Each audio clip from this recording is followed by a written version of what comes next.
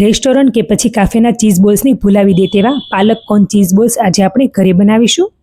આ બોલ્સને તમે એકવાર ફ્રાય કરીને 1 મહિના સુધી સ્ટોર પણ કરી શકો છો અને જ્યારે પણ ખાવાનું મન થાય ત્યારે તમે ફરી ફ્રાય કરીને તેને ખાઈ શકો છો. તો કટરમાં પાલક અને મકાઈના દાણાને ક્રશ કરી લેવાના છે. અહીં મેં 4 થી 5 બાફેલ બટાટાને મેશ કરી લીધા છે. તેમાં આ પાલક અને મકાઈનું મિશ્રણ એડ કરી દઈશું.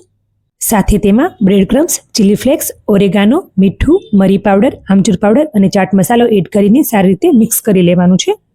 તો આપણું ચીઝ બોલનું સ્ટફિંગ તૈયાર છે.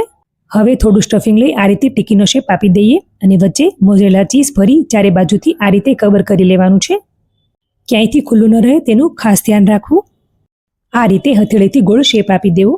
આ રીતે બધા ચીઝ બોલ્સ રેડી કરી લેવાના છે. હવે ચીઝ બોલ્સને કોર્નફ્લોરની સ્ટરીમાં ડીપ કરીને બ્રેડ ક્રમ્સથી સારી રીતે કોટ કરી લેવાના છે અને મીડિયમ ટુ હાઈ ફ્લેમ પર ગોલ્ડન બ્રાઉન રંગના થાય ત્યાં સુધી તળી લેવાના છે. સિંગલ ફ્રાય કરીને તમે ડીપ ફ્રીજમાં 1 મહિના સુધી અને ફ્રીઝમાં 1 વીક સુધી સ્ટોર કરી શકો છો. એન્ડ જ્યારે પણ તમને ખાવાનું મન થાય ત્યારે ડીપ ફ્રાય કરીને તમે કોર્ન ચીઝ બોલ્સને એન્જોય કરી શકો છો. તો આવી જ રેસીપી માટે મારા પેજને ફોલો જરૂરથી કરજો. જય શ્રી કૃષ્ણ.